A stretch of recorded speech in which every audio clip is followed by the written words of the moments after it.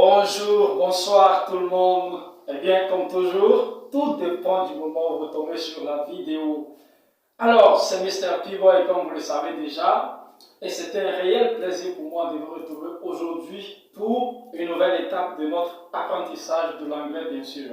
J'espère que vous allez bien. Quant à moi, comme vous pouvez le voir, je suis en super bonne forme.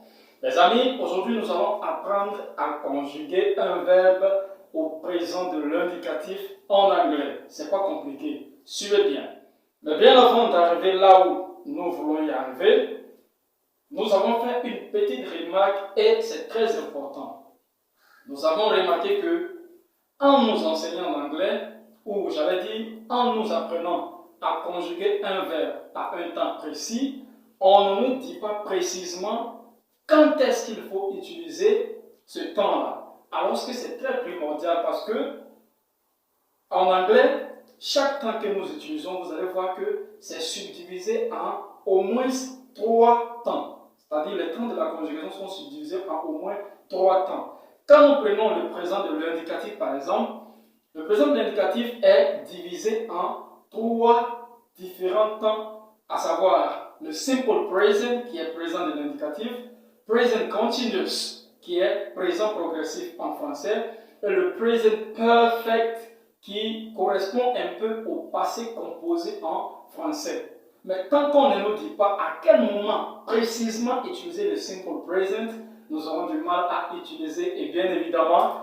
nous allons vous dire tout cela dans cette vidéo. So, si vous êtes prêts, let's go. Alors, pour conjuguer un verbe au présent de l'indicatif, il faut vous assurer que l'action dont vous êtes en train de parler est une action, j'allais dire, une vérité générale.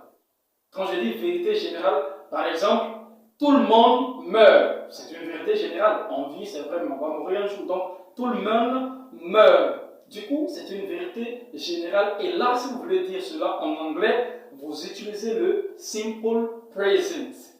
Et en anglais, on va dire everybody dies. Vous voyez, everybody dies. Ça, c'est l'anglais de tout le monde meurt.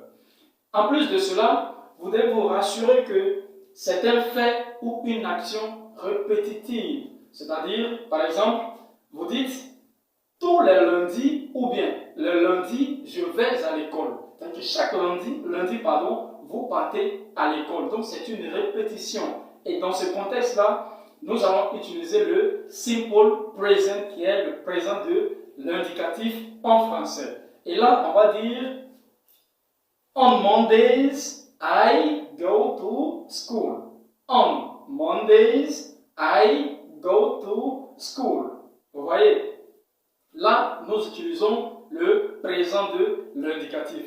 En plus de tout cela, si vous voyez une expression comme never, qui veut dire jamais, une expression comme always, qui veut dire toujours, une expression comme every day, qui veut dire chaque jour, une expression comme sometimes, qui veut dire parfois ou certaines fois, une expression comme on Mondays, une expression comme in the morning, qui veut dire le matin ou bien le matin, alors vous utilisez le présent de l'indicatif. Dans le cas contraire, vous n'utilisez pas le présent de l'indicatif.